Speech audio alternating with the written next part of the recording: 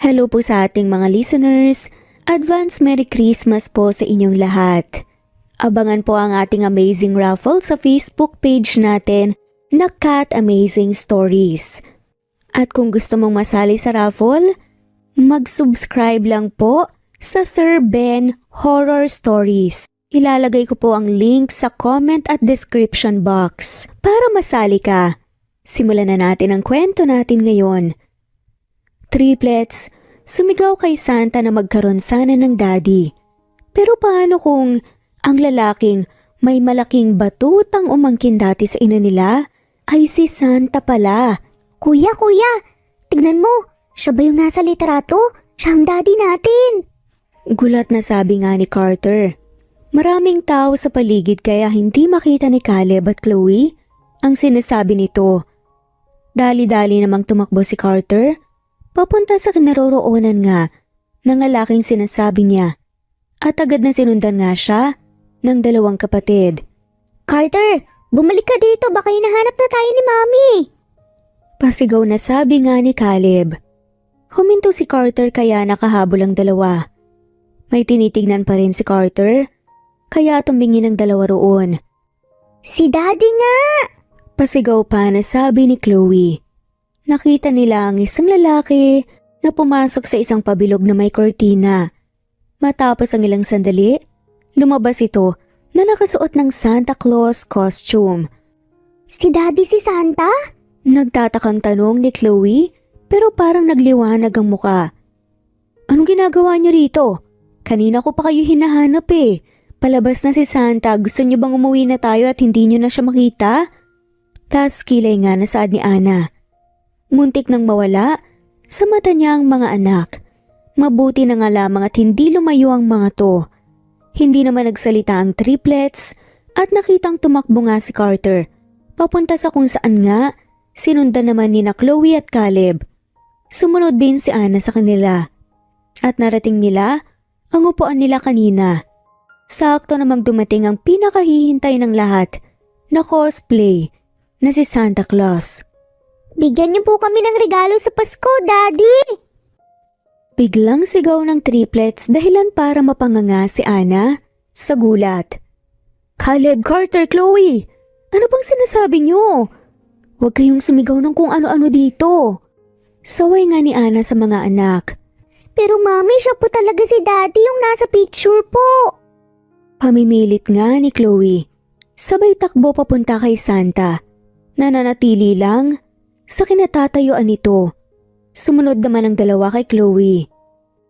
Santa, kayo po ba ang daddy namin? Tanong nga ni Chloe. Pinagtitinginan naman sila ng mga tao sa paligid.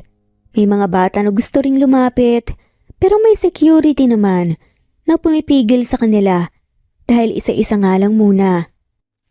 Madali lang tumanggi sa mga bagay na ayaw mo nang balikan at maranasan pa. Pero paano kung susubukin ng tadhana ang isip at puso sa isang pagsubok na magmumulat sa'yo? Sa katotohanan ng lahat ay nabibigyan ng ikalawang pagkakataon. Tatanggapin mo pa rin ba ang isa pang pagkakataon sa kabila ng naranasan mong hindi maganda sa nakaraan? Lahat deserve ng second chance.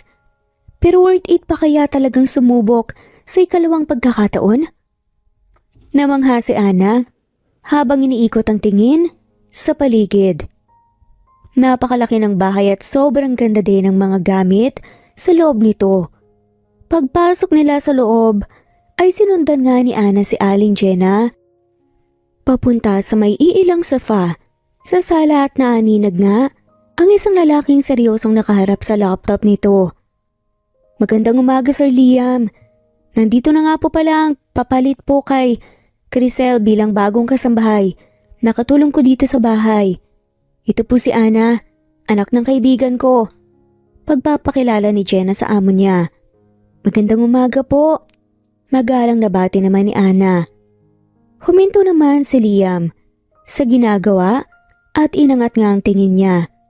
Tinitigan niya si Ana ng ilang segundo bago bumalik sa ginagawa niya. Magandang umaga rin. Ayusin mo na ang mga gamit mo sa kwarto mo. Magkatabi lang kayo ng kwarto ni Yaya Jenna. Pagkatapos ay pwede ka nang magsimula. Maraming salamat po, sir. May ngiti namang sabi kaagad ni Ana. Sinamahan niya kaagad si Jenna sa magiging kwarto nga niya. Maraming salamat po sa pagpasok niyo sa akin dito, Aling Jenna. Sa wakas ay may pagpapatuloy ko na rin ang pag-aaral ko at makakapagtapos na din ako ng isang semester na lang. Pagpapasalamat nga ni Ana kay Jenna. Parang ikalawang nanay na nga rin niya, si Jenna. Matalik itong kaibigan ng mama niya sa probinsya at handa rin na tulungan siya. Kasalukuyan namang graduating sa college, si Ana, sa kursong Bachelor of Science in Accountancy. Wala yun, iha. Alam mo naman na parang anak na rin kita. Sige na, ayusin mo ng gamit mo para matulungan mo kagad ako na maghanda ng tanghalian. Agad namang tumango si Ana at umalis na nga rin sa kwarto niya si Jenna. Nagsimula ng magayos ng gamit si Ana hanggang sa mabilis din naman siyang natapos. Agad niyang tinungang kusina at nadatnan doon si Jenna na naghahanda na nga ng mga gagamitin para sa lulutuing pananghalian. Hindi masyadong kumakain si Sir Liam dito sa kusina. Binibigyan ko lang siya ng pagkain kung saan niya gusto dito sa bahay, sa kwarto, sa sala o kahit saan. Madalas din siyang nagtatrabaho dito sa bahay at paminsan-minsan lang pumupunta sa kumpanya. Sabi ni Jenna habang naghihiwa nga ng mga gulay. Tumango lang naman si Ana habang nakikinig. Naalala niya ang mukha ng amo nila kanina na saglit tumitig nga sa kanya. Sobrang gwapo nito at sinabi rin ni Jenna sa kanya na matanda daw ito ng 2 taon. Bata pa ito pero ang yaman at successful sa buhay. Nalaman din ni Ana na wala na nga itong mga magulang dahil namatay ang mga to sa isang aksidente. Ang lungkot ng buhay nito para kay Ana. Kung may tanong ka at kailangan, ako ang lapitan mo. Tayo lang ang kasambahay dito sa bahay. Tuwing linggo ay may pumupunta rito para maglinis ng buong bahay. Dagdag nga ni Jenna. Sige po, Aling Jenna. Tatandaan ko lahat ng sinabi niyo. Tanging sabi nga ni Ana. Matapos magluto ay ibinigay na nga rin ni Jenna ang pagkain kay Liam na nasa sala. Kumain na rin sila ni Ana sa kusina. Lumipas ang mga oras at sumapit ang gabi. Umalis si Liam kanina at hindi pa umuwi. Ako na ang maghihintay sa kanya, Aling Jenna. Matulog na po kayo. Mas kaya ko naman pong maghintay kahit magumaga na. Linggo din naman po bukas at walang pasok po eh. Sabi nga ni Ana kay Jenna. Sigurado ka ba? Agad namang tumango si Ana. Hindi na rin nakipagtalo pa si Jenna at hinayaan na nga lamang si Ana na ito na ang magbukas ng pinto kapag umuwi ang amo nilang si Liam. Nanatili si Ana sa sala at matapos lamang ang ilang sandali ay nakarinig naman siya ng ilang tunog ng doorbell. Agad niyang tinungo ang labas ng bahay at ang gate ng garahe. Pinasok naman ni Liam ang kotse niya at bumaba roon. Medyo nagulat naman si Ana nang medyo hindi ito nakatayo ng maayos. Sir, ayos lang po ba kayo? Tanong ni Ana. Oo, ipagtimpla mo nga muna ako ng mainit na kape. Utos naman ni Liam. Sinunod naman ito ni Ana matapos magtimpla ay hinanap niya si Liam sa buong sala pero wala ito. Bumalik pa siya sa garahe pero wala rin ito. Wala na nga siyang ibang pagpipilian kundi ang puntahan ng kwarto nito. Nadat na naman niyang bukas ang pinto kaya pumasok na siya. Sir, nandito na po yung kape na inutos niyo. Sabi ni Ana nang makapasok sa kwarto. Madilim ang loob dahil nakapatay ang ilaw pero nakabukas naman ang lampshade na nasa gilid ng kama. Nakita naman kaagad ni Ana si Liam na nakahiga dito. Itinabi na nga niya muna ang kape sa study table nito bago nito nilapitan at tinanggalan ng sapatos. Sir, lasing po ba kayo? May pag-uutos pa po ba kayong iba? Tanong nga ni Ana. Walang sumagot kaya lumapit siya rito. ng maigi para tignan kung tulog na ba talaga ito. Tulog ka na po, sir?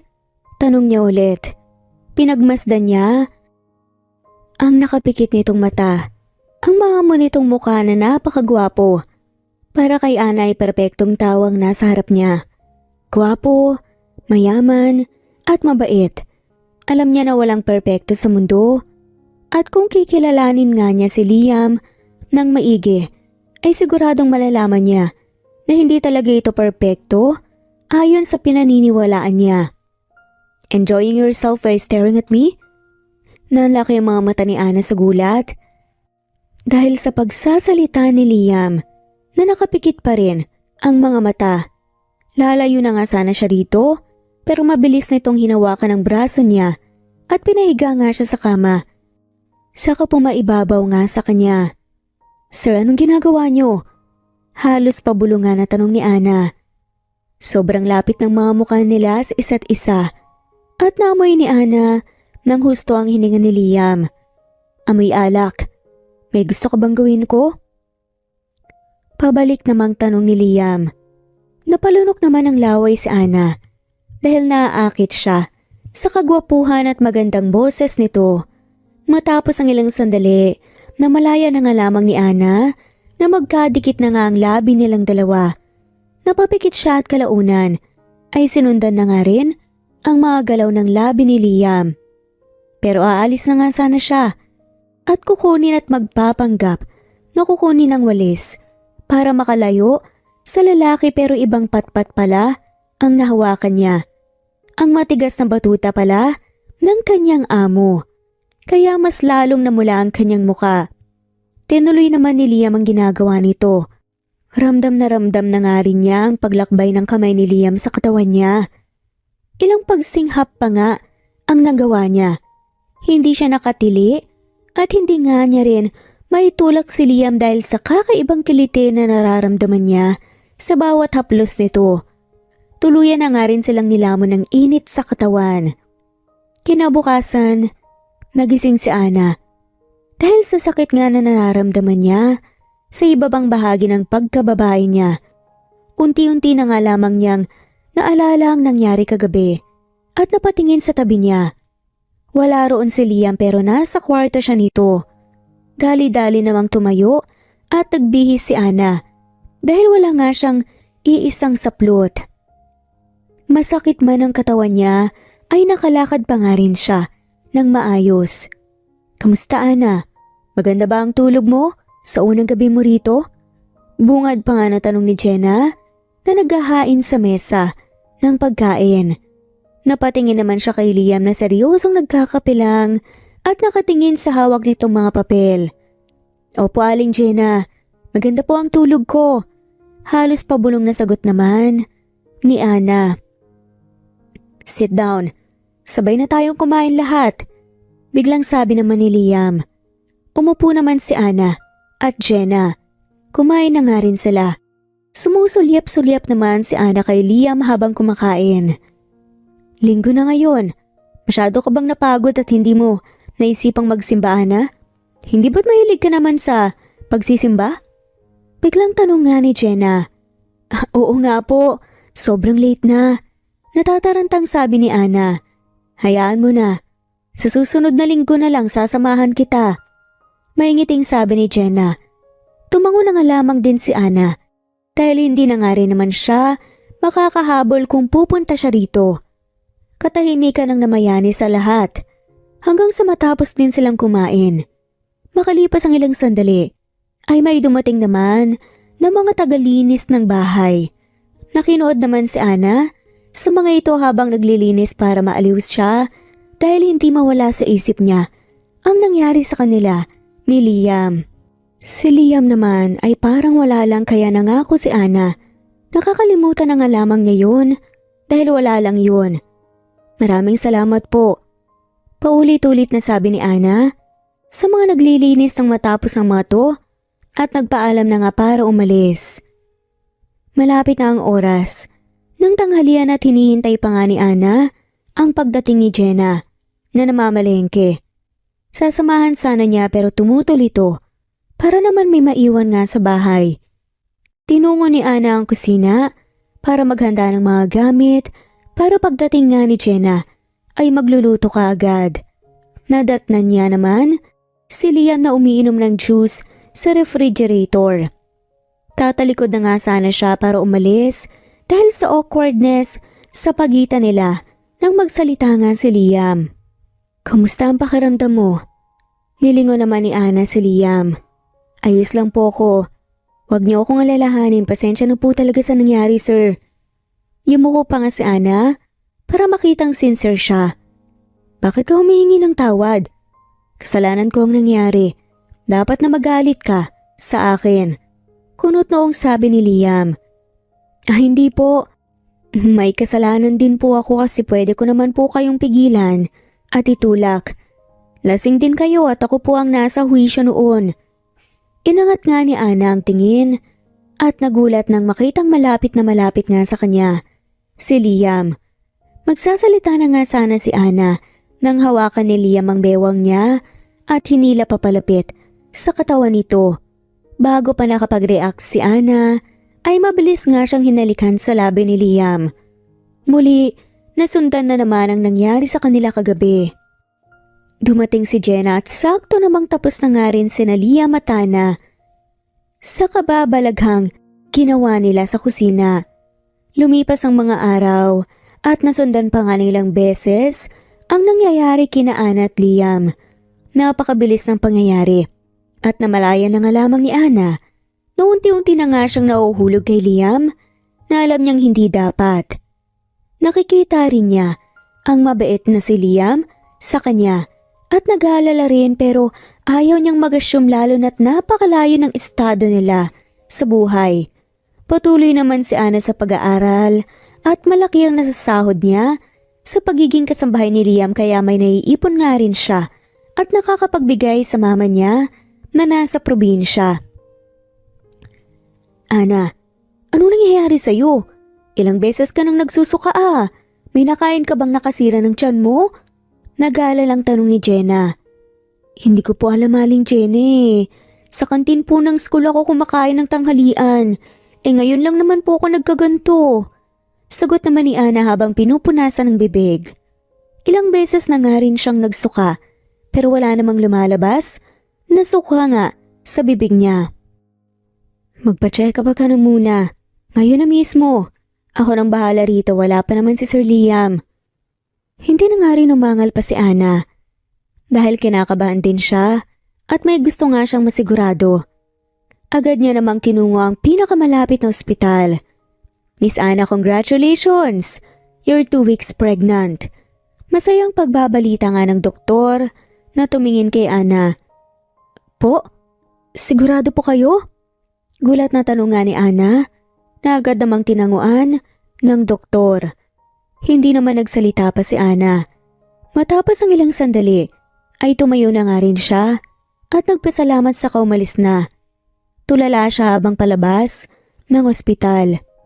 Maraming sinabi sa kanya ang doktor tungkol sa pag-aalaga ng sarili niya para maging healthy ang bata. Sa sinapupunan niya pero hindi nga niya masyadong maintindihan lahat ng sinabi nito dahil gulat pa nga rin siya at hindi maproseso ng utak niya na nagdadalang tao siya. "Miss, sasakay ka ba? Bilisan mo at alis na ang bus." Sigaw ng konduktor. Wala sa sariling sumakay si Ana sa bus at namalaya na nga lamang ang sariling tinatahak ang daan pa uwi sa bahay nila sa probinsya. Pag-uwi niya ay agad nga niyang niyakap ang mama niya. Sabay iyak. Sinabi niya rito na buntis nga siya at hindi niya pinaalam kung sino ang ama. Tinanggap naman siya ng mama niya sa kabila ng lahat. "Pasensya na po talaga, Aling Jenna. Nagpa-check up ako at nagkaroon ng sakit na kailangan ko pong alagaan at ipagpahinga. Kaya umuwi po ako diretso sa amin." Sabi ni Ana sa kabilang linya. Tinawagan niya si Jenna at nagpaalam na hindi na nga magtatrabaho. "Sige iha, walang problema. O sige, ako nang magsasabi kay Sir Liam. Magpagaling ka at dadalawin na lang kita sa inyo kapag gumaling ka." Sabi naman ni Jenna. Nagpasalamat si Ana at pinatay na nga rin ang tawag. Ang mga gamit na naiwan niya sa bahay ni Liam ay ipapadala na nga lamang din ni Jenna sa kanya sa probinsya.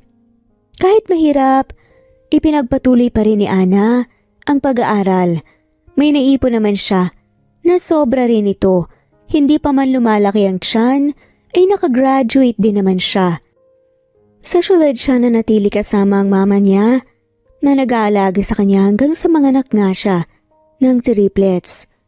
Nakapagpundar din siya ng negosyo at dahil sa likas na matalino ay naging successful din siya matapos ang halos 7 taon. Ang ganda ng Christmas tree natin! Natutuwang sabi ni Chloe, ang pinakabata sa triplets. Oo nga, mas magiging maganda pa yan kapag may mga regalo na ang ilalim. Sabi naman ni Caleb na siyang panganay. Humingi kaya tayo kay Santa. Na-excite pa nga na sabi ni Carter. Ang gitna nga sa magkakapatid na triplets. Magkamukhang magkamukha silang tatlo na nasa 6 na taong gulang na.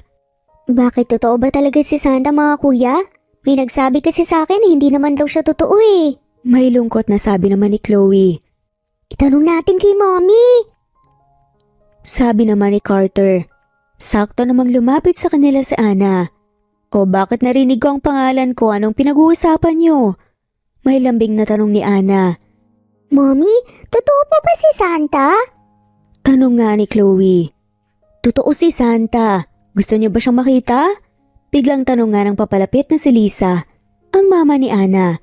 Mabilis naman na tumango ang triplets. Opo, gusto po namin, Lola. Pupuntahan po ba natin sa bahay niya, Lola? Bibigyan niyo po ba kami ng regalo? O si Santa po? Tanong nga ni Caleb. Ma, ano bang sinasabi niyo? Huwag niyo namang pasahin ng mga bata. Saway nga ni Ana. Ano ka ba? Mga bata nga yan kaya pagbigyan mo na. Balita ko. May Santa Claus daw na malapit sa mall dito. Ipasyal natin sila bukas. 24 naman eh. Saglit lang tayo para makapaganda tayo ng Noche Buena. Mabilis lang yun. Para namang mas excited kayo sa kanila eh. Natatawang sabi na nga lamang ni Ana. Nagpa-cute naman sa kanya ang mga anak para pumayag. At dahil hindi nga niya matiis ang mga to, pumayag na nga rin siya sa huli. Sumapit ang gabi at pinatulog na nga rin ni Ana ang triplets sa kwarto ng mga to. 2 kwarto? Sa isang kwarto ay naroon si Chloe at sa isa naman, naroon sina Caleb at Carter. Magkaiba sila ng kama, pero iisa lang ang kwarto. Kasalukuyan naman silang nakatira sa isang apartment na pagmamay-ari ni Ana, ang apartment building. Kuya, gising! Bulungan ni Carter sa bayugyog sa kapatid nang malapitan ito sa kama niya. Ano bang problema, Carter? Gabi na, matulog ka na. Papikit-pikit pa nga na sabi naman ni Caleb. Tignan mo to oh. May nakita kong picture ng lalaki sa kwarto ni Mama habang naglalaro tayo kanina. Baka ito na yung daddy natin. Kinuha naman ni Caleb ang picture na nasa kamay ni Carter at inilapit nga ito sa liwanag ng lampshade. Tinitigan nga niya nang maigi ang mukha ng lalaki na nasa picture at tumingin kay Carter. Hindi ba mukhang kamukha natin siya? Tanong nga ni Carter. Pwede, tama ka Carter, pero hindi pa rin tayo sigurado. Sagot naman ni Caleb. Kung gano'n, tanungin natin si Mommy. Bukas na lang, matulog na muna tayo. Sagutan pa nga ng magkakapatid. Kinaumagahan, maagang nagising si Ana para tulungan ang mama niya na nagluluto sa kusina. Nagising din naman ang triplets at nagkanya-kanya nang upo nga sa may sala. Kamusta ang tulog ng mga minamahal kong mga anak? May lambing na tanong nga ni Ana at isa-isang hinalikan sa noo ang triplets.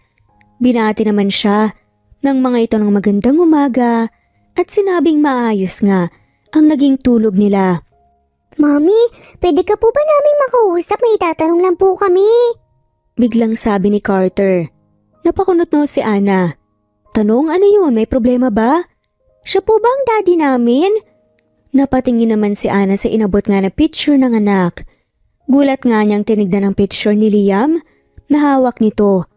Teka, Paano napunta yan sa inyo? Saan mo nakita yan? Tanong nga ni Ana. Nakita ko po sa drawer mo, Mommy. Siya po ba ang daddy namin? Gusto po namin siyang makilala, Mommy. Sa amin na lang po to. Tititigan na lang po namin para mas makilala po namin ang mukha niya. Sad nga ng triplets. Pwede po ba namin siyang makita? Nasaan po siya ngayon? Singit ni Chloe habang kinukusot nga ang mata nito dahil medyo inaantok pa. Napabuntong hininga si Ana. Wala naman siyang balak na itago ang mga katotohanan. Mga bata pa kasi kayo kaya hindi niyo pa maintindihan pero susubukan kong ipaintindi sa inyo ngayon. Hindi kasi alam ng daddy niyo na daddy niyo siya. Ang picture na yan ay nilabas ko lang dahil sinabi ko sa lola niyo ang lahat-lahat ng mga hindi ko nasabi sa kanya dati. Paliwanag ni Ana. May balak pa ba kayong ipakilala po kami sa kanya? Tanong nga ni Caleb. Tumango-tango si Ana. Oo naman, may tamang pagkakataon at panahon para sa bagay na yan. Ang sa akin lang, ayoko kayong ma-disappoint dahil hindi ko alam kung ano ang magiging reaksyon niya kapag nakilala kayo. Kung ano man maging reaksyon ni Daddy, alam po namin hindi niya po kami pababayaan, Mommy. Ayos lang, Mommy. Salamat dahil sinabi mo pa rin sa amin ang totoo ngayon. Sad ng matatalinong magkakapatid. Pinigilan naman ni Ana na maging emosyonal sa reaksyon ng mga anak.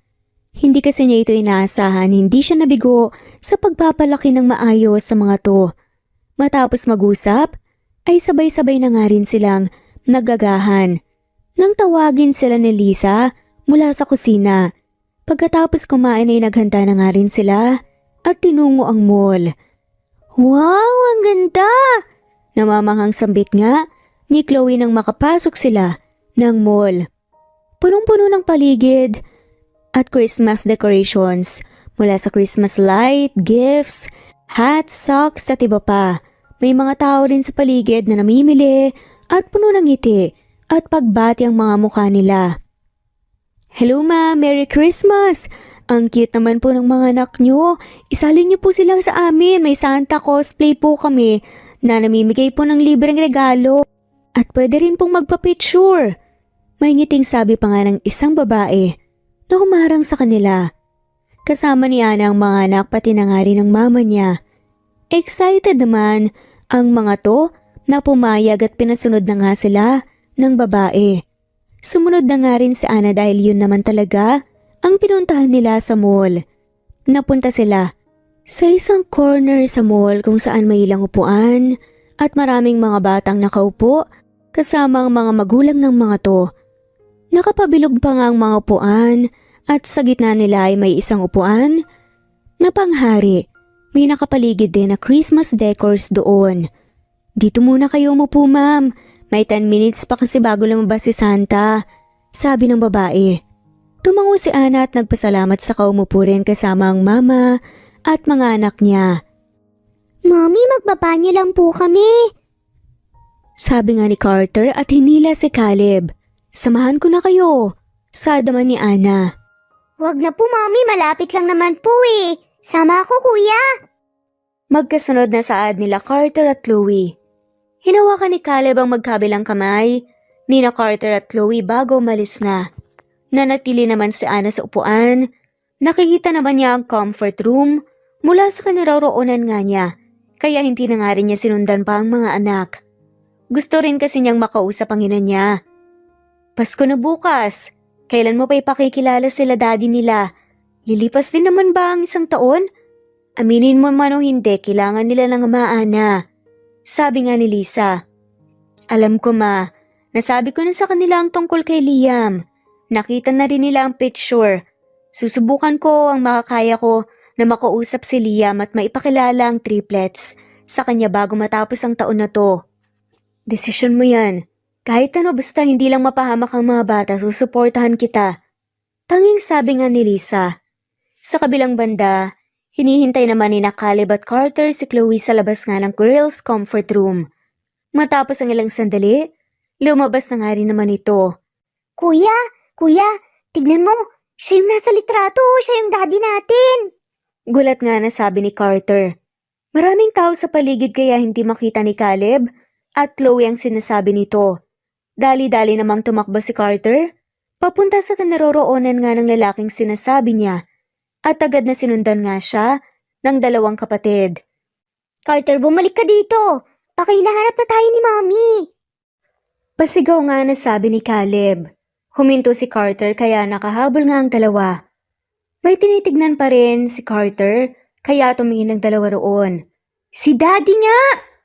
Pasigaw nga na sabi ni Chloe.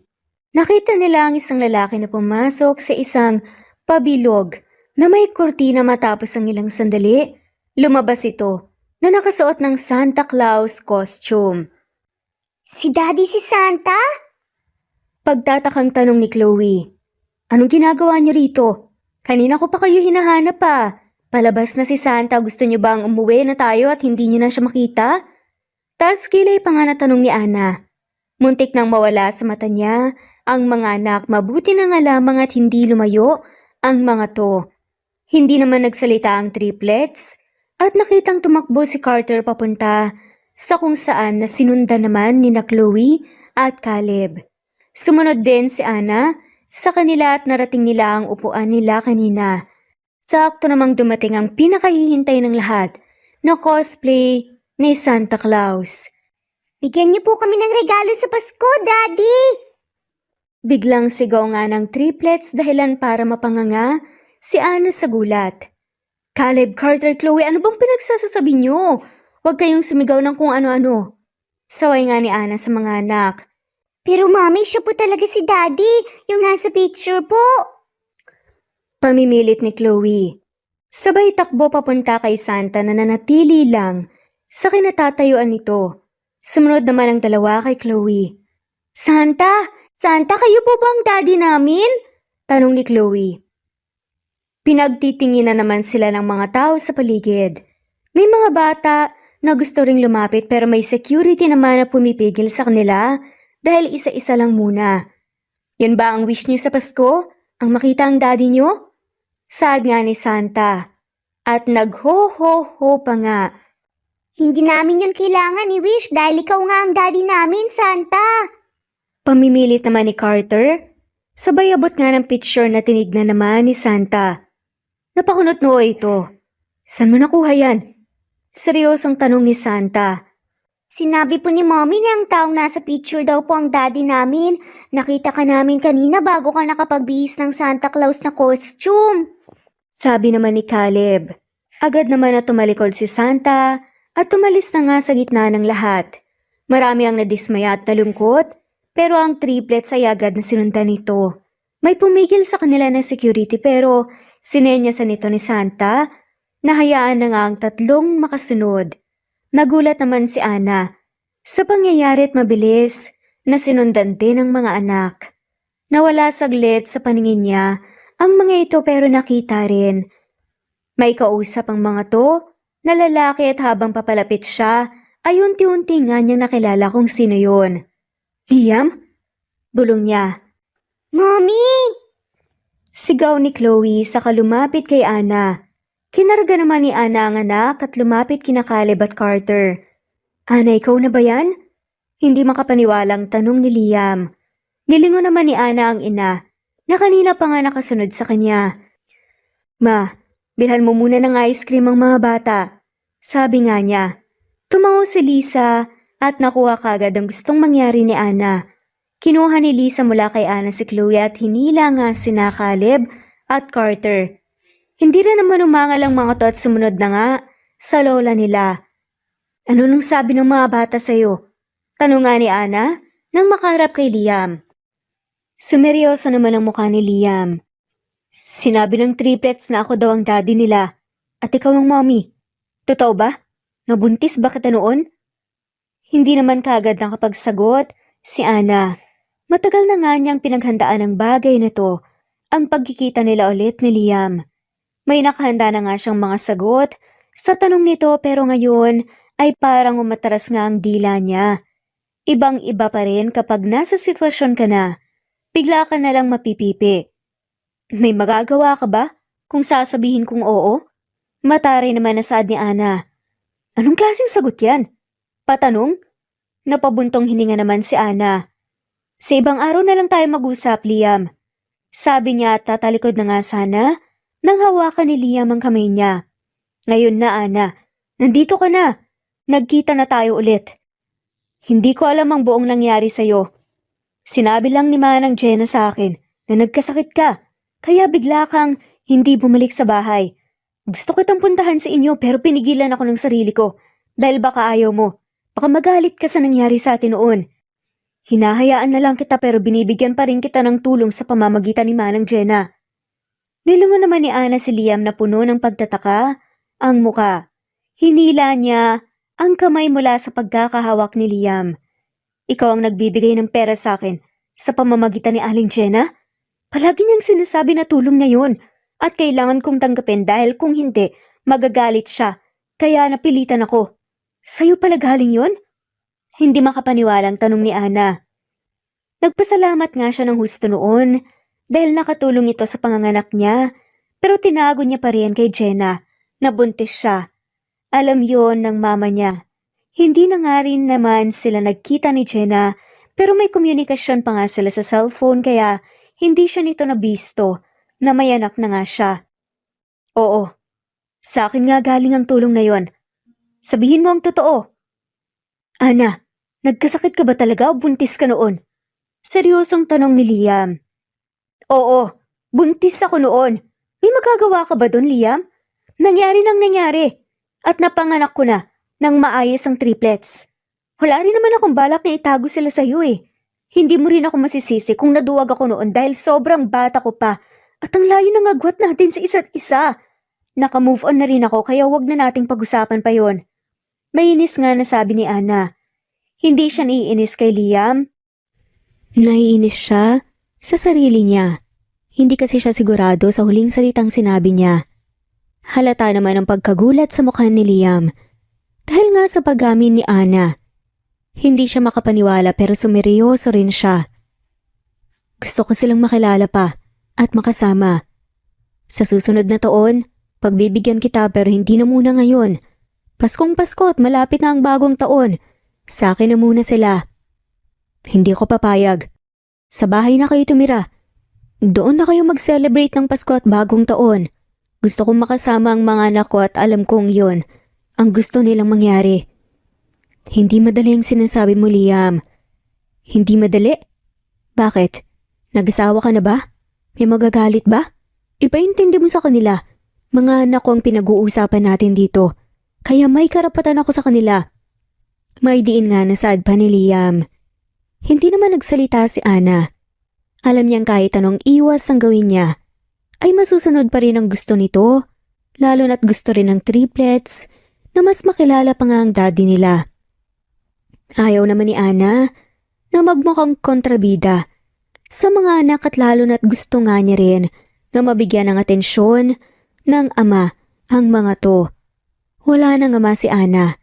Maaga itong nawala at tanging ang mama na nga lamang niya ang natitira niyang kapamilya kasama ang triplets. Hindi mo na kailangan mag-isip pa, Ana. Alam natin pareho kung saan papunta ang pag-uusap na to. Sa ayaw man o sa gusto mo. Dagdag nga ni Liam. Hindi pa ba kayo natatapos mag-usap?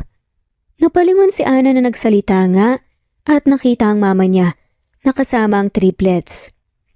Ikaw ba si Liam? Ako si Lisa, mama ni Ana at lola ng mga bata. Masaya akong makilala ka na sa wakas. May ngiting pagpapakilala ni Lisa. Kayo po pala ang mama ni Ana. Ako si Liam. Mukhang nabanggit na niya ako sa inyo. Masaya rin ako na makilala kayo. May galang naman na sabi ni Liam. Daddy, may bagong Santa Claus po doon. Akala po namin ikaw si Santa eh. Sabi naman ni Chloe. Nilapitan naman ni Liam ang triplets at pinagmasdan nga ng mabuti. Magkamukhang magkamukha ang tatlo at nakikita rin niya ang pagkakamukha ng mga to sa kanya noong bata pa siya. Gusto niyo ba ako makasama sa Pasko at bagong taon? Bibigyan ko kayo ng maraming regalo at magiging kumpleto tayong magpapamilya. Puno ng ngiting sabi ni Liam. Sa tatlo, mabilis naman na tumango ang mga to. Maganda po yun, Daddy. Gusto po naming lahat ang sinabi mo pero kung ayaw po ni Mami, hindi rin po magpapumilit. Sabi naman ni Caleb kaya napunta, ang tingin nilang lahat kay Ana kung ano ang desisyon nito. Wala namang ibang pagpipilian pa si Ana.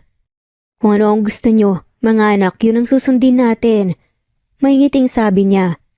Agad namang nagyehe ang tatlo at excited na niyakap si Liam dahil sa saya. Tinignan ni Ana ang ina na nakangiting nakatingin sa triplets. Tama nga ang sinabi ng mama niya noon. Kapag naging magulang ka na, hindi na mahalaga sa iyo ang kasiyahan mo. Mga anak mo na ang inuuna mo sa lahat ng bagay. Pinasama na nga ni Ana ang triplets kay Liam. Susunod na nga lamang sila ng mama niya dahil kukuha muna sila ng kaunting gamit sa apartment nila. Dinala na nga rin niya ang mga lulutuin nila sa Noche Buena, pati na rin ang mga regalo niya sa mga bata. Baka pwede niyo pang pag-usapan ni Liam ang lahat at magsimula ulit para sa mga bata. Subukan niyo kayang bigyan ng pagkakataon ng isa't isa. Nakikita ko naman na mukhang mabait si Liam. Biglang sabi ni Lisa. Papunta na nga sila sa bahay ni Liam. Nagmamaneho si Ana sa sarili niyang kotse habang nasa front seat. Sa tabi niya naman ang mama niya. Naintindihan ko ang pinupunto mo, ma. Pero mahirap kasi ang bagay na yan. Pwede naman kaming manatili pareho ni Liam sa tabi ng mga bata na hindi ginagawa ang sinasabi niyo. Hindi rin ako sigurado kung makakasundo ko pa siya ngayong marami na ang nagbago sa amin.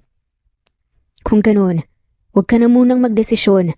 Padaanin mo na natin ang ilang araw, linggo, o kahit buwan. At kung hindi mo talaga kaya, saka ka na magdesisyon. Hindi naman nagsalita si Ana. Wala talaga kasi siyang balak na makipaglapit kay Liam. Gusto niya na mag-move on na lang sa buhay at ayaw na nga rin niyang mag-asawa. Nawalan na nga siya ng gana sa ganung bagay. Mas gusto na nga lamang niya mag-focus sa business niya at sa paghahalaga nga sa mga bata. Hindi na nga rin nagsalita si Lisa nang hindi na kumibo si Ana hanggang sa marating nila ang bahay ni Liam. Hindi kakabisado ni Ana ang bahay ni Liam. Pinigyan lang siya nito ng address kanina. Annalisa, masaya akong makita kayo ulit. Masayang bungad nga na sabi ni Jenna. Nang buksan nga nito ang gate, binati naman nila si Jenna. Marami itong tanong pagpasok nila sa loob. Hinayaan naman ni Ana na ang mama na nga niyang magpaliwanag sa lahat. Dinala rin ito ang mga pagkain na lulutuin nga nila para sa Noche Buena habang si Ana naman ay nadatna ng triplets naglalaro sa sala. Masaya naman siyang sinalubong ng mga to na tuwang-tuwa nga talaga sa mga nangyayari. Ana, halika samahan kita sa magiging kwarto mo. Umalis kasi si Liam, bibili raw ng maraming regalo para sa mga bata. Pabulong na sabi ni Jenna. Pinabalik naman ni Ana ang triplets sa paglalaro dahil ilalagay muna niya ang mga gamit nila sa mga magiging kwarto nila. Maraming kwarto ang ikalawang palapag ng bahay kaya magiging komportable talaga sila. Hindi ko inaasahan ang nangyayari. Gulat na gulat talaga ako pero kahit ganoon ay napakasaya ko sa inyo ni Liam, Ana. Sabi nga ni Jenna nang marating nga nila ang magiging kwarto ni Ana. Hanggang sa bagong taon lang kami rito, Jenna. Gusto ko na lang din makalimutan lahat at mag-focus sa mga bata. Tumango si Jenna. Naiintindihan ko. Alam kong hindi naging madali sa iyo ang lahat. Nandito lang ako kung kailangan mo ng tulong at suporta. Sige, maiwan muna kita para makapagpahinga ka. Tumango naman si Ana. Umalis na nga rin ito.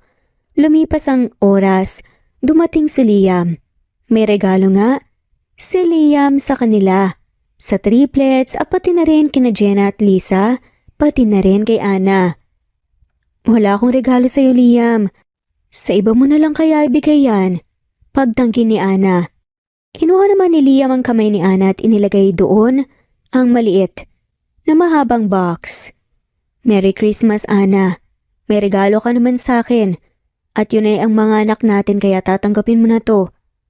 Binalik naman ni Liam ang atensyon sa mga bata.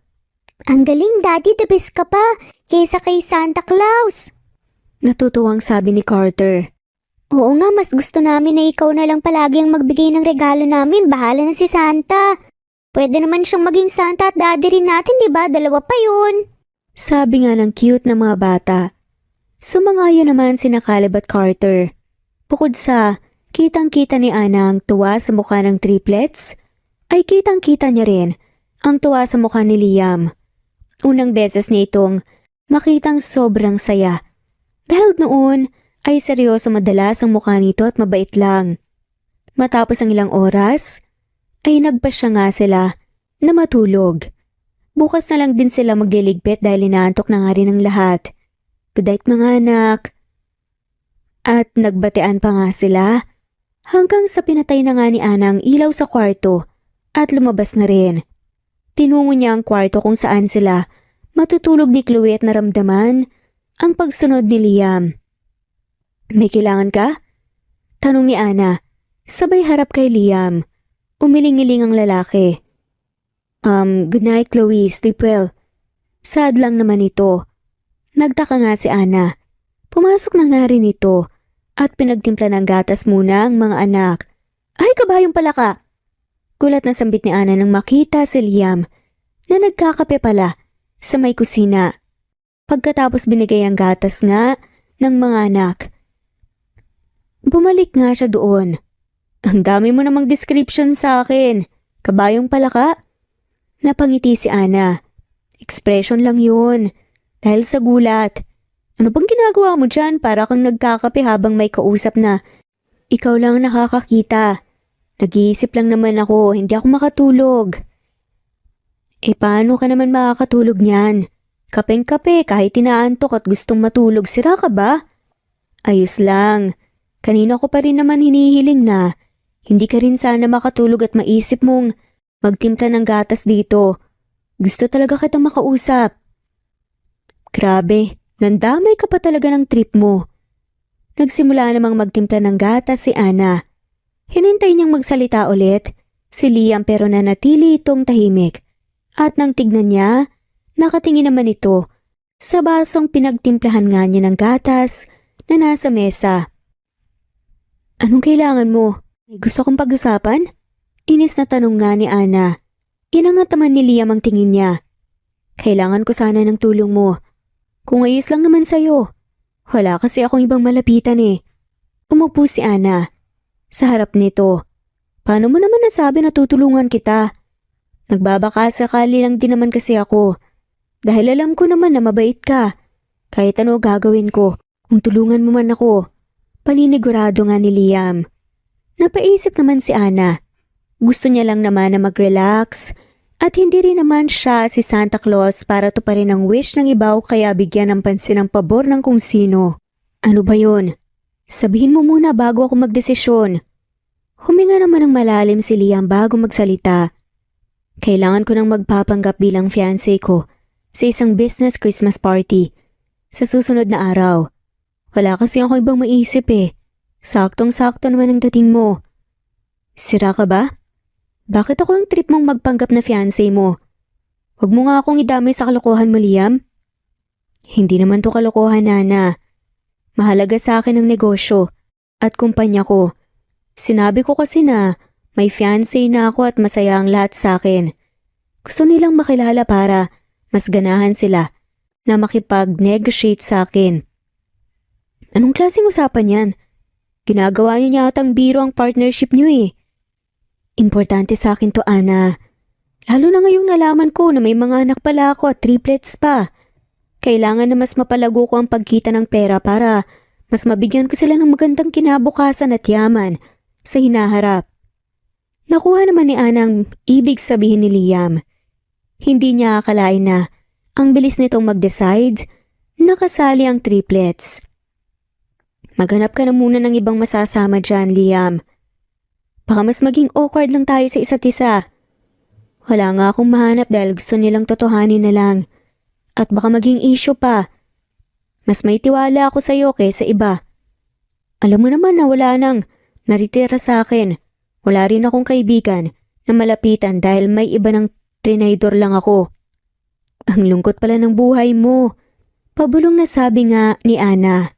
Inabot niya ang maliit na mahabang box galing kay Liam kanina at binuksan yun. Bumungad naman kay Ana ang isang napakagandang kwintas na kumikinang.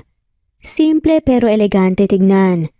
Gawa ang kwintas sa manipis na kadena na pinamlamutian nga ng maliliit at makinang na diamond na pantay ang agwat sa kabuuan nito.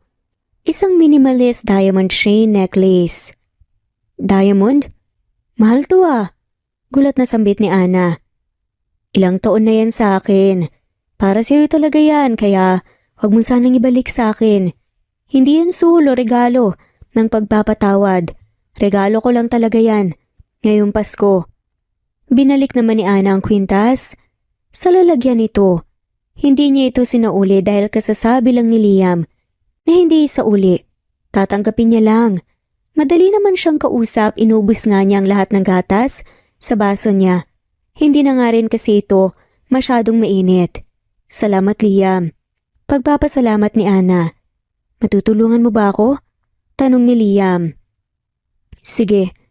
Kung kapalit man noon, ay gagawin mo lahat ng gusto ko. Simpleng sagot ni Ana. Nakadepende pa rin yun. Ganun na ba kasama ang tingin mo sa akin? Hindi naman ako masamang ina para ipagkait sa kanila ang ama nila.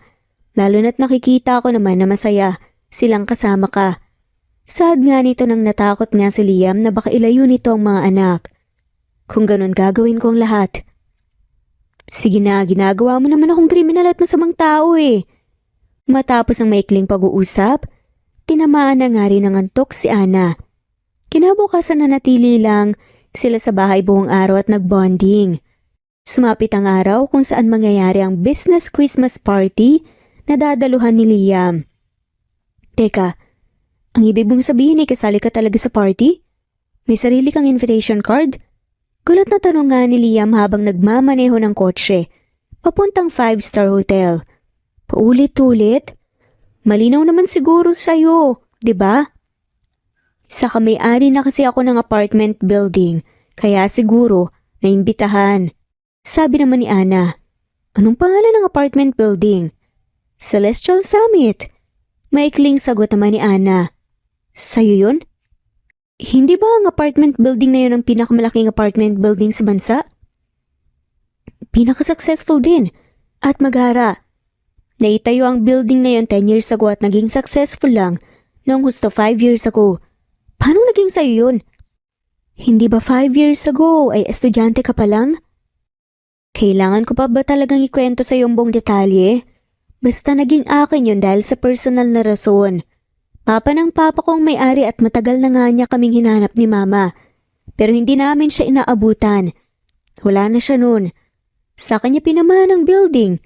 Nang mawala siya, basta isang araw, may abogado na lang na naghanap sa akin. Ang swerte ko no? Hindi ka maswerte. Matalino at magaling ka talaga. Siguro dahil mabuti kang tao kaya nangyari yun. Natapos na nga rin sa wakas ang ilang minutong biyahe.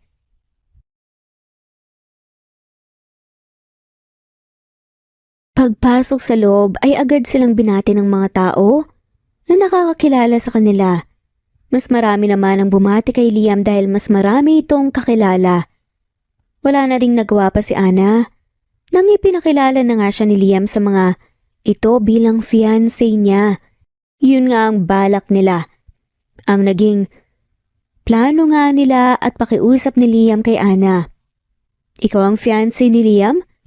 Hindi ka naman pala kagandahan. Biglang sabi ng babaeng lumapit kay Ana sa table niya. Kumakain si Ana, mag-isa sa table nila ni Liam pero wala si Liam dahil may kinuusap itong ilang bisita. At dahil nagutom siya, hindi na nga siya bumuntot dito. Eliza Sandoval, ikaw pala, may problema ka ba sa pagiging fiancé ko kay Liam? Kunot noong tanong naman ni Ana. Oo, may problema nga ako. I didn't know na may fiancé na pala talaga si Liam. Baka nagpapanggap lang kayo. Kinausap ko na naman siya na kami dapat ang magkatuluyan pero bigla ka namang sumulpot. Masyado kang epal. Tumawa naman ng mahina si Ana. Bakit akong sinisi mo at inaaway mo? Ba't hindi na lang kayo ni Liam ang mag-usap? Ano? Aba, sumasagot ka pa talaga. Relax, Miss Sandoval. Pinagtitinginan na tayo ng mga tao sa paligid. Anong nangyayari dito? Biglang lumapit naman si Liam. Liam, kailangan nating mag-usap. Bakit wala akong kaalam-alam na may fiancé ka na pala? Reklamo ni Eliza. Look, Ali, hindi ko masyadong nakukuha ang sinasabi mo. Bakit ko kailangan sabihin sa'yo? Tsaka, ano ba kita? Kalmadong saan ni Liam pero malaman. No, hindi ako papayag, Liam. Hindi pa dito natatapos ang lahat ng sa atin. Hindi matanggap-tanggap. Naangal nga ni Ali bago tumalikod at tumalis na. Hay, ang gaganda ng words of wisdom mo ah. Puri nga ni Ana habang sumusubo ng pagkain. Lahat ng sinabi ko totoo, medyo naawa na nga rin ako kay Ali pero kailangan na niyang diretsuhin. Hayaan mo na, makaka-move on din siya. Kaya ko rin naman na lumaban kung aawayin niya ako ulit. Natatawang saad nga ni Ana.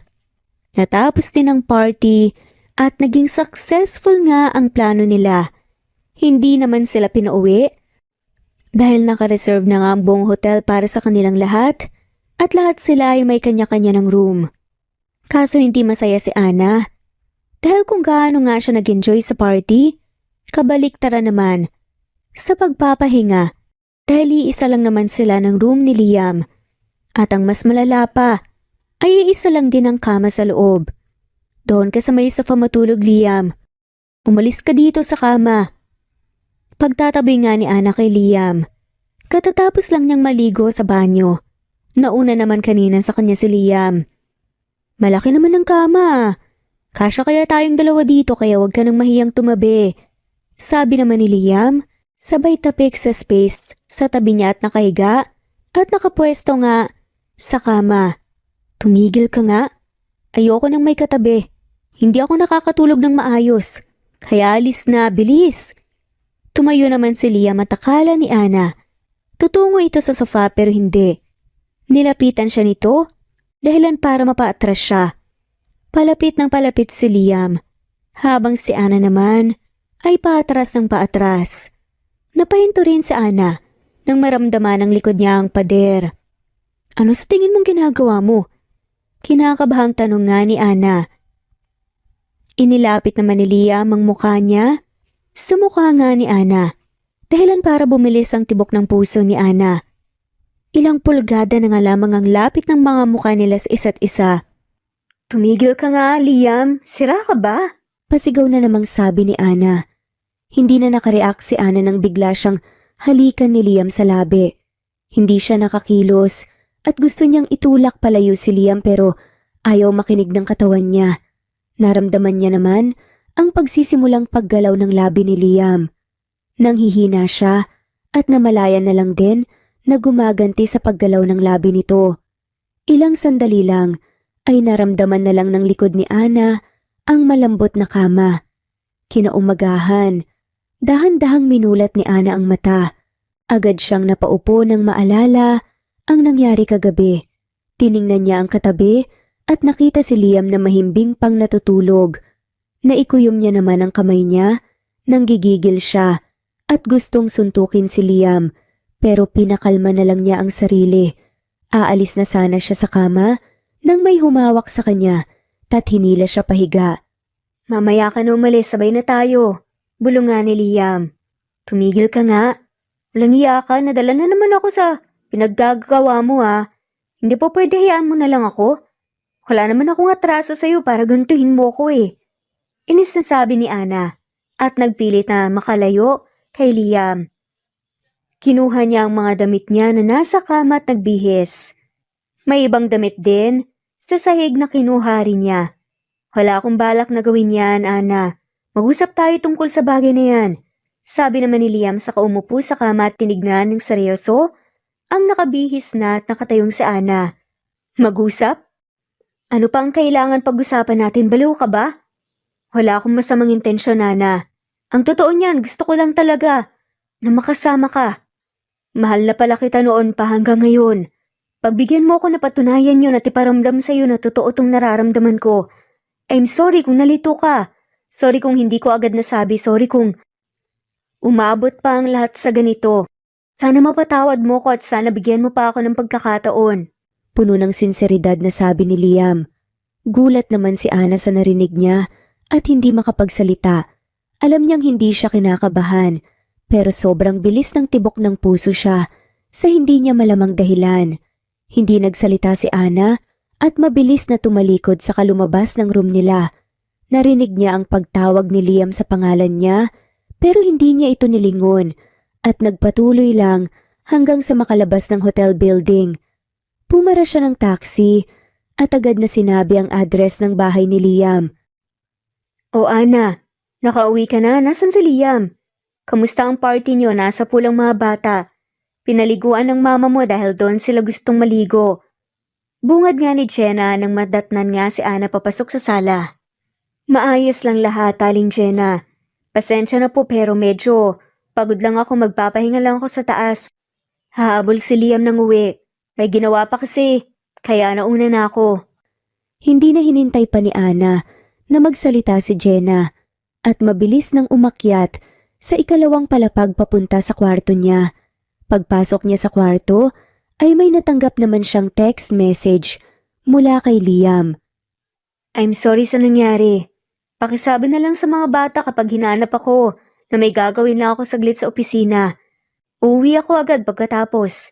Sana mag-usap tayo at pakinggan mo ang sasabihin ko.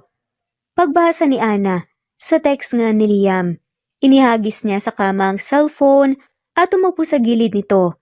Napahawak siya sa dibdib niya na kanina pa nga malakas ang tibok. Baliw ka ba, Ana? Akala ko ba nakamove on ka na? Bakit bumabalik ka na naman ng sa lalaking yun? Ba't bumabalik ang feelings mo? Bulong nga ni Ana sa sarili. Bigla namang bumukas ang pinto ng kwarto at nakita niyang pumasok doon ang mama niya. May problema ba, anak? Tanong ni Lisa. Hindi naman nakasagot si Ana. Nilapitan siya ni Lisa at tumabi ng upo sa kanya sa gilid ng kama. May nangyari bang hindi maganda? Tanong ulit ni Lisa. Hindi ko na alam kung anong gagawin, ma. Kaunting panahon pa lang mula nung nagkita ulit kami ni Liam. Pero sobrang ginugulo na niya ng husto ang isip ko. Bakit, ano bang nangyari? Sabihin mo lang lahat sa akin, makikinig ako. Huminga muna ng malalim sa Ana bago sinabi sa mama niya. Ang lahat pati na rin ang hindi inaasahang nangyari sa kanila ni Liam kagabi. Naiintindihan ko ang pagkalito mo ngayon, anak. Ayoko magsinungaling at gusto kong magpakatotoo sa'yo. Hindi ako galit kay Liam. Kahit pagkainis sa kanya, hindi ko magawa dahil sa nakikita kong saya ng mga apo ko sa tuwing magkasama sila. Bukod doon kahit na hindi kayo nagtagpo muli ayos lang. Binigyan ka naman niya ng 3 makukulit. Ngunit mababait na anak. Isa yung biyaya. Hindi kita huhusgahan at pangungunahan. Ang akin lang sundin mo ang puso mo. At samahan mo to ng isip. Hindi naman nagsalita si Ana. Ano nga bang sinasabi ng puso mo na sinasangayon na naman ang isip mo? Hindi mo ba talaga siya kayang bigyan ng kahit huling pagkakataon na lang? Sa tingin ko ay kaya ko naman, mama. Natatakot lang talaga ako na maaaring mangyari sa hinaharap. Sinubukan ko rin naman na mag-move on at kalimutan si Liam pero inaamin ko na hindi ko nagawa dahil palagi ko siyang naaalala sa mga triplets. Kung ganon ay subukan munang tignan kung karapat-dapat ba siyang bigyan ng pagkakataon. Malalaman at makikita mo naman yun sa gawa ni Liam. Magsasalita pa sana si Ana nang bigla siyang makarinig ng pagsigaw mula sa kung saan. Agad siyang tumayo at lumabas ng kwarto. Tinungo niya ang hagdan at bumaba sa sala na aninag naman niya si Alaysa. Nasaan si Liam? Nagtatago ba siya? Kailangan ko siya makausap. Sigaw ni Alaysa. Alaysa, ano na namang bang trip to? Wala ka bang magawa sa buhay mo? Kunot no ang tanong ni Ana nang makababa na nga ng hagdan. Nandito ka? Anong ginagawa mo dito? Fiancé nga ako ni Liam, hindi pa ba pumapasok sa kokote mo yan? Ang impormasyong yun sa isip mo. Umalis ka nga dito. Sasabihin ko kay Liam na hinahanap ka niya, yun na lang. Kalmadong sabi ni Ana pero madiin. No, ako dapat ang fiancé ni Liam. Inagaw mo siya sa akin, walang hiya ka. Sigaw naman ni Alaysa takmang sasabunutan sana. Si Ana nang makaiwas ito. Pagharap ni Alaysa kay Ana ay isang malakas na sampal naman ang tanggap niya mula kay Ana. Wala ako sa mood makipag-away, Alaysa. Pero hindi ibig sabihin na naatrasan na kita. Umalis ka na habang matino pa ang isip ko. Hindi mo talaga magugustuhan kapag nagalit ako ng husto. Puno ng pagbabantang sabi ni Ana. At ano namang magagawa mo? Tanong ni Eliza. Masyado kang kampante. Hindi ka ba takot na sumugod dito at kalabanin ng taong hindi mo pa lubusang kilala? Baka sa pagiging kampante mo, hukay na pala ang hinahakbangan mo. Umalis ka na. Kung ayaw mong tumawag ako ng pulis, ipapaaresto kita at sasampaan ng kaso. Gumuhit naman ang kaunting takot sa mukha ni Eliza. Epal ka. Sigaw niya at nagmamaktol. Lumabas na nga lamang ng bahay. Napabuga na lang ng hangin si Ana. Mabuti na lang at hindi sila nadatnan ng triplets na mukhang nasa likod pa rin ng bahay. Umakyat siya ulit sa hagdan at nakita ang mama niya na mukhang kanina pa nakatayo sa taas habang nakatingin sa kanya. Sino yun? Tanong ni Lisa. Babaeng may gusto kay Liam at tinaaway ako dahil pinakilala akong fiancé ni Liam.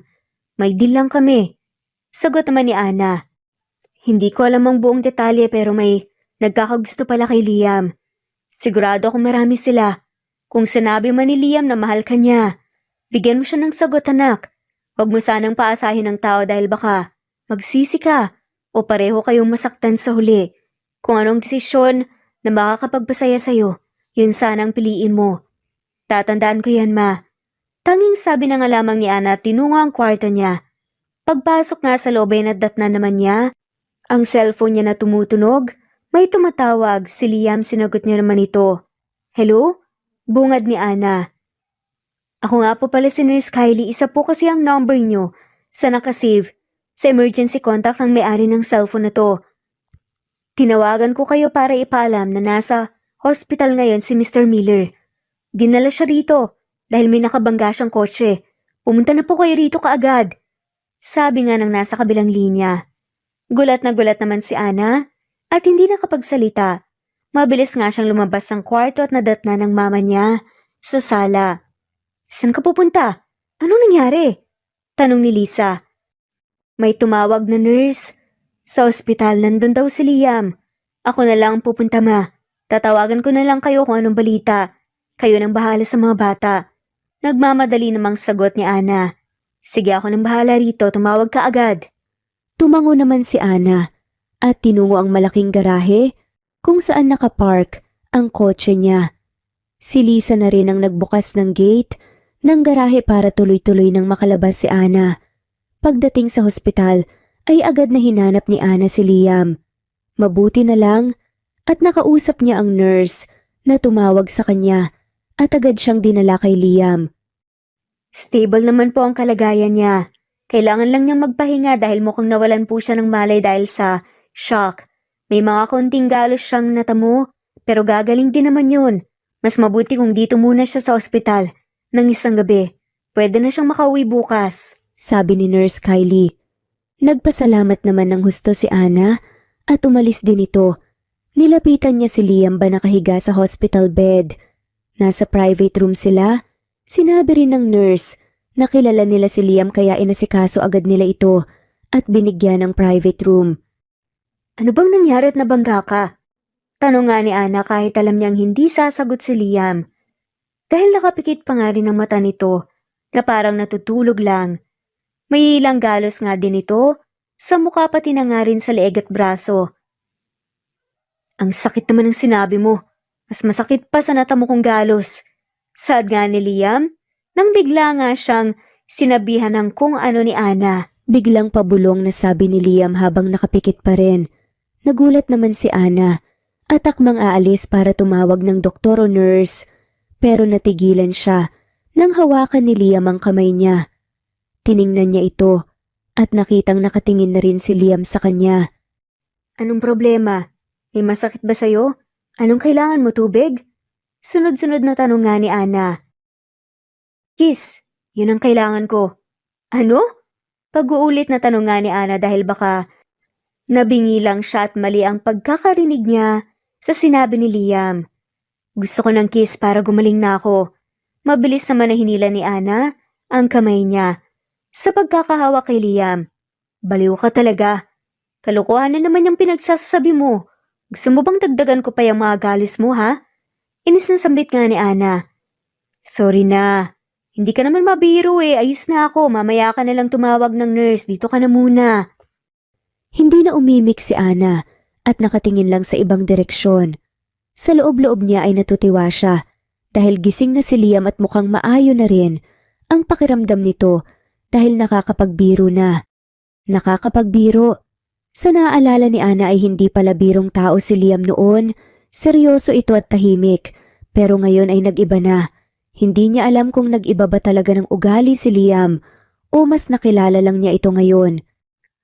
Anong iniisip mo? Tanong ni Liam. Ano na namang pakialam mo sa iniisip ko? Magpahinga ka na nga lang dyan at matulog ulit para makalabas ka na rito. Sigurado akong hinahanap ka na ng mga bata. Saad nga ni Ana. Siguro nga namimiss na nila ako. Ikaw ba? Hindi mo ba ako namimiss? Pili ang tanong pa nga nito. Hindi naman alam ni Ana kung ano ang magiging reaksyon niya. Bumibilis na naman ang tibok ng puso niya at nakaramdam ng kaunting kiliti sa tiyan, pero may bahagi pa rin sa kanya na gustong suntukin si Liam dahil sa inis. Hindi rin niya alam kung bakit siya naiinis o baka sa sarili niya siya naiinis dahil hindi niya kayang aminin na may feelings talaga siya kay Liam. Kung ayaw mo talaga akong bigyan ng kahit huling pagkakataon, Ana, tatanggapin ko. Pwede mo naman akong i-reject agad ngayon pero kung kaya pa naman ng konsensya mo, wag muna. Dismayadong sabi ni Liam. Tinignan naman ni Ana. Si Liam at nakitang parang nalungkot ito at kasalukuyang nakayuko. Wala pa naman akong sinasabi kaya wag mo muna akong paunahan. Inangat naman ni Liam ang tingin niya kay Ana at kumislap ang mata niya. Kung ganun, may pag-asa talaga ako? Hindi kita bibiguin, Ana. Hindi ako kailanman nagtaksil sa'yo. Malakas ang kutob ko noon. Nababalik ka at gagawin ko lahat para magustuhan mo rin ako. Namamahalin mo rin ako. May chance naman ako, di ba? Wala namang mangyayari talaga sa atin noon kung hindi ka interesado sa akin. Masyado ka naman yata ng assuming. Taas kilay nga nasabi pa nga ni Ana. Dahilan para mawala ng kislap ang mata ni Liam. Ano ba? Huwag mo nga akong tignan ng ganyan, nakakainis ka talaga kahit kailan. Gusto ko lang naman ng assurance kung binibigyan mo na ba ako ng isa pang chance. Pabulong na saad ni Liam. Oo na, sige na. Hindi ka talaga titigil no? Pasalamat ka at mabuti ka nga sa triplets. Kapag talaga nag-iba ang ugali mo at masaktan mo sila, lagot ka talaga sa akin, hindi mo na sila makikita pa. Lalo na ako. Sad pa nga nito at lumiwanag ang mukha ni Liam at muling hinawakan ng kamay ni Ana. Salamat, Ana. Pagbubutihin ko ang pagiging daddy ko sa mga anak natin at sisiguraduhin ko na magiging responsable ako sa inyo. Hindi na natin kailangan magpanggap bilang mag-fiancé. Tutuhanin na natin. May malaking ngiti sa labing sabi ni Liam. Aba, ang bilis mo naman yata magdesisyon. Magpakabait ka muna. At magpagaling na rin para makauwi na tayo. Magsasalita pa nga sana si Ana. Nang bigla namang bumukas ang pinto ng kwarto at pumasok nga si Eliza. Oh my God, Liam, pinag-alala mo kami. Magaling ka naman magmaneho pero ba't bigla ka na lang nabangga? Bungad nga na sabi ni Eliza. Sabay lapit kay Liam. Salamat sa pang-iinsulto, Ali. Ayos na ako. Pwede ka nang umalis. Tinataboy mo na ako? Matapos gawin ko lahat para sa'yo, itatapon mo na lang na parang wala lang? Ano bang pinagsasasabi mo? Biglang singit ni Ana. Napatingin naman sa kanya si Eliza at nagulat. Umatras pa nga ito ng ilang hakbang at hinawakan ang pisngi nito. Nandito ka na naman? Ang sama-sama mo sa akin, ang sakit ng sampal na binigay mo sa akin. Medyo natatakot na sabi ni Eliza habang nakatingin kay Ana. Tumawa naman si Liam. Sinampal ka ni Ana? Sabi ko naman sa'yo na wag mong inisin. Yan tuloy na pala mo. Nagugulahan si Ana sa pinag-uusapan ng dalawa. Hindi niya maintindihan. Anong pinag-uusapan niyo? Pwede niyo bang ipaliwanag sa akin? I'm Eliza Miller Sandoval, Liam's cousin. Wala naman akong intensyon talaga na magpasampal sa'yo. Pero baka lumampas ako sa linya kaya Hindi kita masisisi. Curious lang din talaga ako kung ano ugali ipapakita mo sa akin. Bukang bibig ka kasi nitong si Liam eh. Nung nakaraang taon pa. Huwag mo rin nasisihin sana si Liam. Wala siyang kinalaman sa pinaggagawa kong pagpapanggap na fiancé niya. Nagulat nga si Ana. Pero binawi niya rin yun.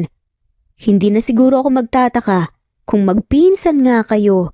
Bulong na nga lamang niya. Wala siyang naaalala na may pinsan si Liam pero siguro ay hindi niya pa talaga ito masyadong kilala noon. Medyo nahiya naman si Ana sa sarili niya dahil hindi niya pa nga masyadong kilala. Sinuko na niya ang bataan niya. Magkapatawaran na sana tayo, Ana. I'm really sorry.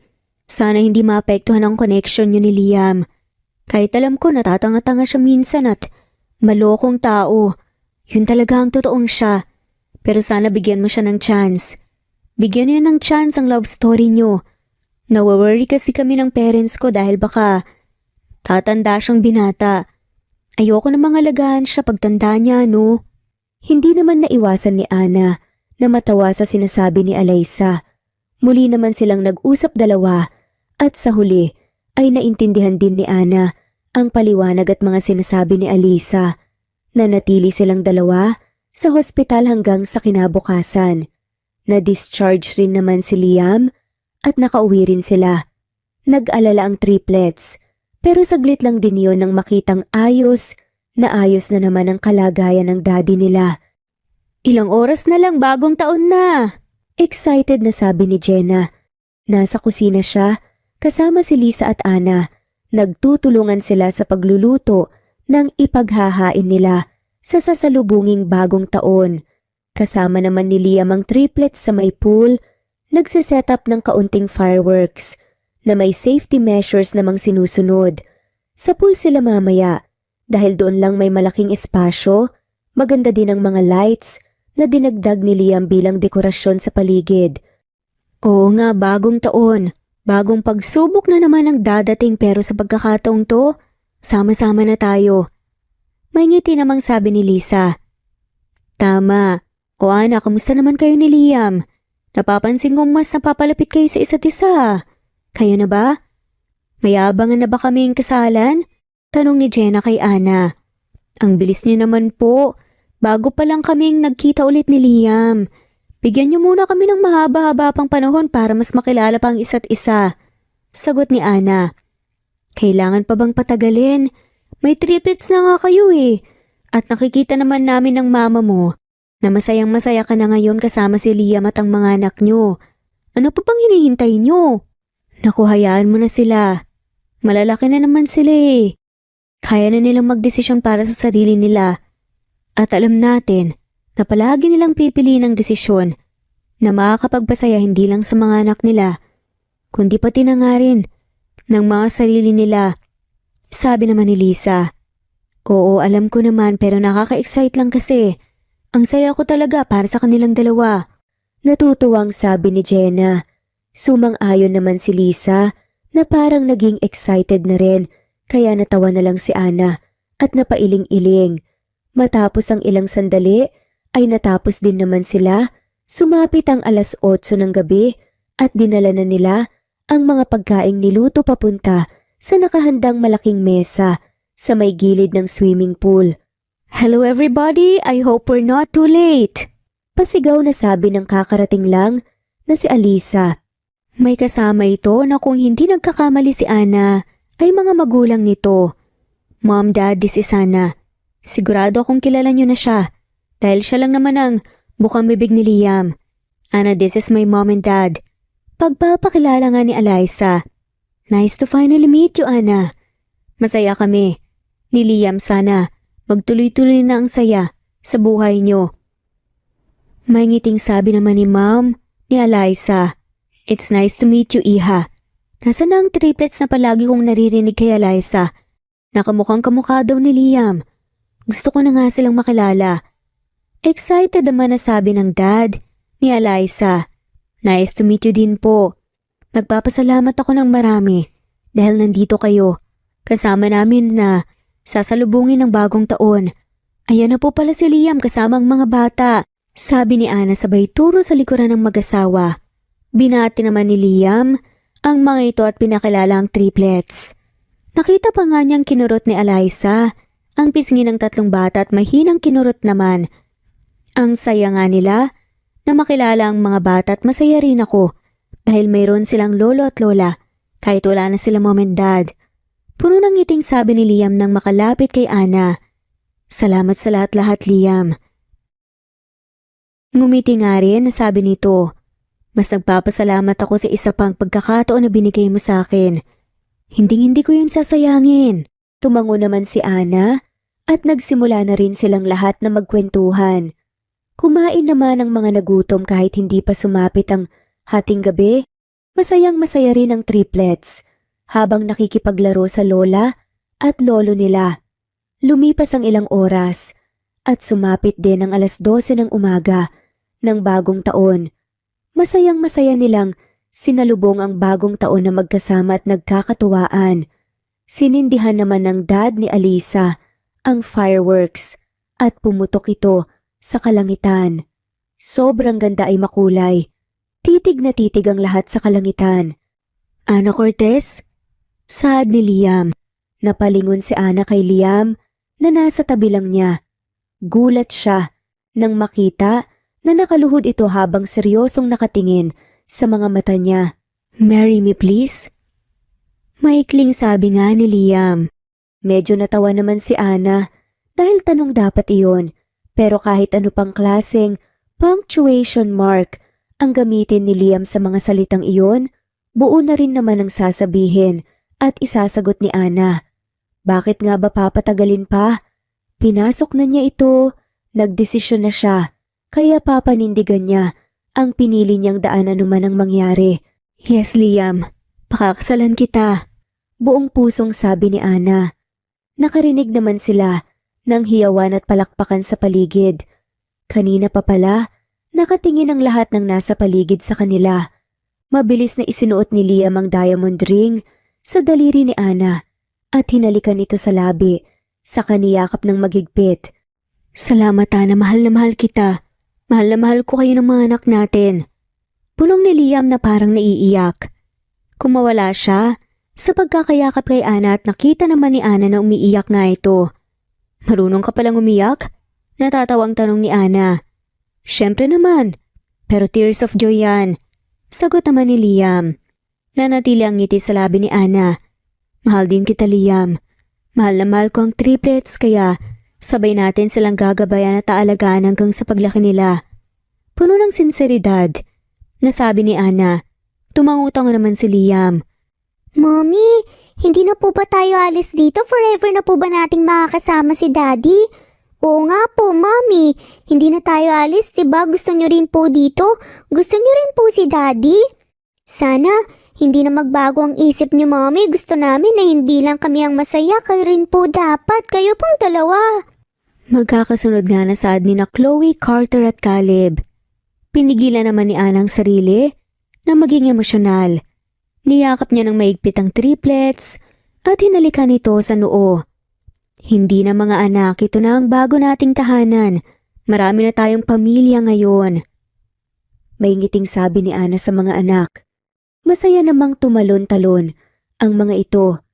Binati rin si Ana ng mama niya at ng iba pa sa bagong yugto ng buhay na papasukin niya. Nakasuporta ang mga ito sa kanila ni Liam at walang kalagyan ng sayang nararamdaman ni Ana sa mga oras na yon. Nagpatuloy din ang selebrasyon nila nang makaramdam na ng antok at pagod ay nagkanya-kanya na rin sila ng pahinga sa mga kwarto. Kasya naman silang lahat dahil marami ang kwarto at may guest rooms din sa baba. Sa huli, nagpatuloy ang buhay ni Ana kasama ang triplets at ang bago nilang pamilya. Nagpakasal din sila ni Liam at maraming dumalo. Mas lalo namang naging successful ang negosyo nilang dalawa. Madali lang tumanggi sa mga bagay na ayaw mo nang balikan at maranasan pa. Pero paano kung susubukin ng tadhana ang isip at puso sa isang pagsubok na magmumulat sa iyo sa katotohanang lahat ay nabibigyan ng ikalawang pagkakataon? Tatanggapin mo pa rin ba ang isa pang pagkakataon sa kabila ng naranasan mong hindi maganda sa nakaraan. Lahat deserve ng second chance, pero worth it pa kaya talaga sumubok sa ikalawang pagkakataon? Kung para naman sa kasiyahan mo at sa nakikita mong tama na ang nangyayari ay worth it lang ang pagbibigay ng second chance sa iba at sa sarili na rin natin. Wala namang dapat na patunayan o requirements para sa second chance as long as bukal sa loob mo na magbigay ng pagkakataon at masaya ka, magiging worth it lahat. At dito na nga po nagtatapos ang kwentong pagmamahalan ni Ana at Liam. Maraming salamat po sa lahat ng mawalang sawang sumusubaybay at shout out po sa mga sumusunod.